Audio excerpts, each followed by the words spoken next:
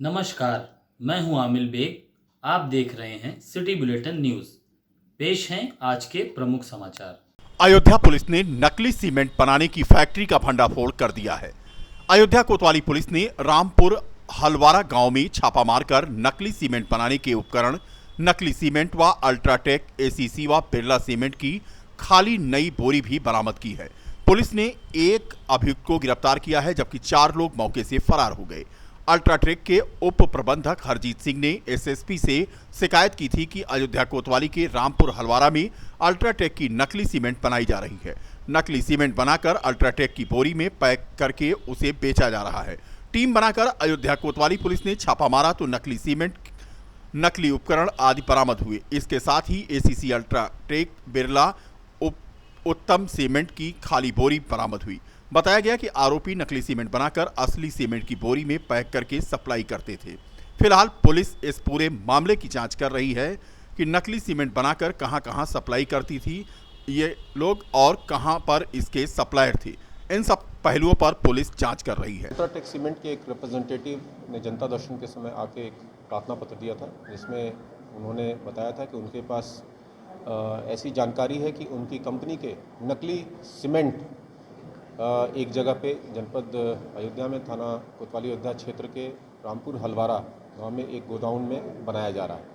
प्राप्त जानकारी पे तत्काल टीम गठित करके जनपद की स्पॉट टीम और थाना कोतवाली अयोध्या की टीम को इसमें लगाया गया और उनकी सूचना सही पाई गई थी। उसमें जो है पुलिस ने जब इस पर छापा डाला तो वहाँ से एक व्यक्ति जिसका नाम शिव बहादुर है उसको गिरफ्तार किया गया। साथ ही साथ भारी मात्रा में वहाँ पे पैक्ड सीमेंट जो अलग अलग ब्रांड्स के अल्ट्राटेक, एसीसी, बिरला तथा अन्य ब्रांड्स के भरे हुई सीमेंट की बोरियां और खाली बोरियां, जिस पे फर्जी तरीके से ब्रांड के सिंबल और उनका जो नॉमेनक्लेचर होता है वो उस पर प्रिंटेड था। इसमें अभियोग पंजीकृत किया गया है। वहाँ से 4 लोग फरार हो गए थे, वो वांछित हैं। जल्दी हम उन पर गिरफ्तार करेंगे और इसमें आगे भी और कड़ी कार्रवाई इन सब के विरुद्ध किया जाएगा। इनसे जो शेष अभियुक्त बचे हैं, इनसे पूछताछ में हमें हो सकता है और तथ्य मिले कि ये कब से कर रहे हैं, कहाँ कहाँ सप्लाई कर रहे हैं। तो इसमें आगे भी इस चेन को हम लोग कंप्लीट करेंगे और जो भी इस चेन में दोषी पाए जाएंगे उनके विरुद्ध सख्त से सख्त पुलिस कार्रवाई करेगी। अयोध्या पहुंचकर प्राविधिक शिक्षा मंत्री उत्तर प्रदेश जितिन प्रसाद ने राजकीय पॉलिटेक्निक अयोध्या के छात्र छात्राओं से संवाद किया और उनकी समस्याएं सुनी। इसके पहले उन्होंने तमाम सलाह भी दी। जितिन प्रसाद ने कहा कि प्राविधिक शिक्षा विभाग का दायित्व मिलने के बाद वह अयोध्या की धरती पर हैं। उन्होंने कहा कि मैं सौभाग्यशाली हूं कि पवित्र नगरी अयोध्या में उन्हें आने का अवसर मिला। जितिन प्रसाद ने कहा कि पीएम मोदी ने आज गति शक्ति योजना का शुभारंभ किया है। यह बहुत ही महत्वाकांक्षी योजना है। ये गति शक्ति योजना 100 लाख करोड़ की योजना है। इसमें 16 विभाग एक साथ काम करेंगे। आने वाले 5 साल में इसका क्रियान्वयन होगा और आने वाले 20 से 25 साल में इसकी उपलब्धि दिखाई पड़ेगी। मंत्री जितिन प्रसाद ने बताया कि जितने भी इंफ्रास्ट्रक्चर हैं, सड़क हो, फ्लाईओवर हो, अर्बन डेवलपमेंट या फिर रूरल डेवलपमेंट हो, सभी का समायोजन जरूरी है। ये गति शक्ति योजना भारत के निर्माण में मील का पत्थर साबित होगी। छात्र छात्राओं से शैक्षणिक संवाद करने के बाद यहां पर मंत्री जितिन प्रसाद ने 1.5 करोड़ की लागत का कंप्यूटर सेंटर व सेमिनार हॉल का भी शिलान्यास किया। इसके बाद वह हनुमानगढ़ी राम जन्मभूमि और कनक भवन गए, जहां पर उन्होंने दर्शन पूजन किया। इस मौके पर फैजाबाद के सांसद लल्लू सिंह, जिलाध्यक्ष भारतीय जनता पार्टी संजीव सिंह के अलावा भारतीय जनता पार्टी के अन्य नेता मौजूद थे। विधायक शोभा सिंह चौहान, विधायक प्रतिनिधि अमित सिंह चौहान, विधायक रुदौली रामचंद्र यादव भी इस कार्यक्रम के दौरान यहां पर मौजूद थे। बता दें कि पॉलिटेक्निक के छात्र छात्राओं के साथ शैक्षणिक संवाद करने के लिए प्राविधिक शिक्षा मंत्री जितिन प्रसाद आज राजकीय पॉलिटेक्निक में मौजूद थे।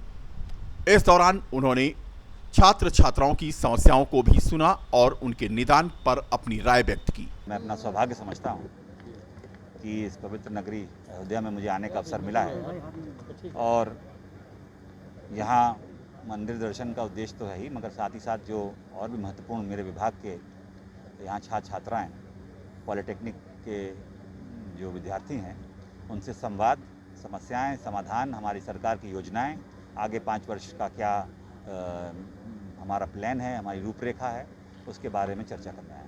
सर, गति शक्ति योजना जो है उसका क्या? आज ही प्रधानमंत्री जी ने गति शक्ति योजना का रोल आउट किया है और ये बहुत ही महत्वाकांक्षी योजना है, जिसमें प्रधानमंत्री जी ने 15 अगस्त को भी कहा था 100 लाख करोड़ की योजना है।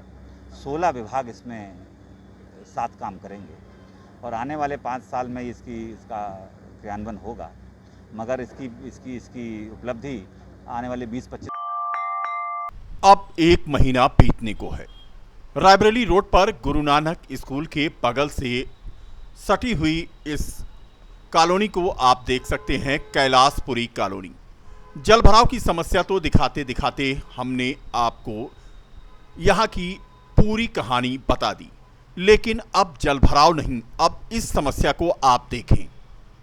पूरी कॉलोनी में घरों में गए ये विद्युत तार और ये पूरी तरह से पानी में इसी झाड़ी के पास डूबे हुए हैं। करंट इसमें चल रहा है, यानी अगर कहीं पर तार कटा हो या फिर दुर्भाग्य से कट जाए तो क्या हो सकता है, कितना बड़ा हादसा हो सकता है, इसका अंदाजा आप लगा सकते हैं। बिजली विभाग ने यहां पर कनेक्शन तो दे दिया, लेकिन 200 मीटर से लेकर 1000 मीटर तक लोगों ने तार खींच रखे हैं और अपने घरों की लाइट जला रहे हैं। खंबे हैं नहीं और स्थिति यह है कि इन्हीं तारों से होकर लोगों के घरों की रोशनी चल रही है। अब अगर तार कहीं पर कटा हो जाए और पानी में वो मिल जाए तो कितना बड़ा हादसा होगा, अंदाजा आप लगा सकते हैं। यानी बिजली विभाग भी बेपरवाह है और जलभराव की तो बात ही क्या करनी है। जलभराव जब ईश्वर चाहेंगे, धूप होगी तभी यहाँ पर सूखेगा ये पानी, क्योंकि पानी निकालने की यहाँ कोई व्यवस्था नहीं हो पाई है। ये है कैलाशपुरी कॉलोनी उसरू। आज दुर्गा अष्टमी है और मूर्तियों के पंडाल खुल गए हैं मंगलवार से ही। मां वैष्णवी दुर्गा पूजा समिति उसरू रायबरेली रोड, यहां पर पंडाल खुलने के बाद पूजन अर्चन का कार्यक्रम चल रहा है। बीती शाम यहां पर हवन पूजन के साथ कपाट को आम श्रद्धालुओं के लिए खोल दिया गया। मां वैष्णवी दुर्गा पूजा समिति उसरू का यह 33वां वर्ष है। यहां पर मूर्ति 33वें वर्ष लगातार बिठाई गई है और पूजा अर्चना चल रही है। फिलहाल प्रेम पूर्ण गीतों की रस माधुरी से पूरा जिला अभिसंचित हो रहा है।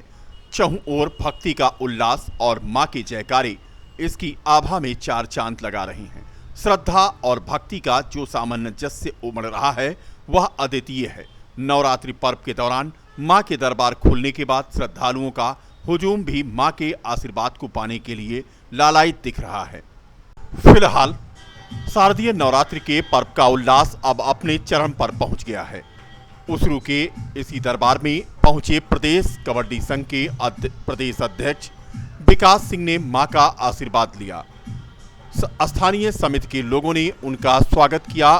बता दें कि रामनगरी का वातावरण इन दिनों भक्तिमय हो चला है। मां की आराधना का दौर चल रहा है। रायबरेली रोड बाईपास चौराहा उसरू अपना 33वां वर्ष मना रही है। आज प्रदेश के कबड्डी संघ के अध्यक्ष विकास सिंह, माननीय विकास सिंह जी आज हमारी पूजा में उपस्थित हुए और मां का आशीर्वाद प्राप्त करके हम लोगों के साथ बहुत बहुत उनको बधाई। और ये जो त्यौहार है ये पूरी व्यवस्था है, सैनिटाइजर रखा गया है, चंदन लगाया नहीं जा रहा है। प्रसाद स्वयं जो वहाँ बैठा है वो ग्लव्स लगा के 2-2 दाने 4-4 दाने जो भी प्रसाद जो लोग भक्त ले रहे हैं उनको दिया जा रहा है। गाइडलाइन का पूरा ख्याल किया जा रहा है। समिति शुरू की 33वें वर्ष के तत्वाधान में माननीय विकास सिंह जो उत्तर प्रदेश कबड्डी संघ के अध्यक्ष हैं, आज यहाँ पे आए और हम आके यहाँ पे माता जी का आशीर्वाद लिया और हम लोगों को अपने से आगे। शहर के रिकाबगंज अलका टावर के सामने गली में श्री नौ दुर्गा पूजा समिति के द्वारा भव्य पंडाल में विगत 15 वर्षों की भांति इस वर्ष भी मां दुर्गा की प्रतिमा स्थापित की गई है। जिला प्रशासन के द्वारा बताई गई गाइडलाइन के तहत कोविड प्रोटोकॉल का पालन समिति के सदस्यों के द्वारा किया जा रहा है। बाकायदा समिति के सभी सदस्यगण मुंह पर मास्क लगाकर माता का पूजा पाठ कर रहे हैं। माता के दर्शन करने आ रहे भक्तों को भी मास्क लगाकर सोशल डिस्टेंस का पालन करते हुए दर्शन पूजन करने का मौका मिल रहा है।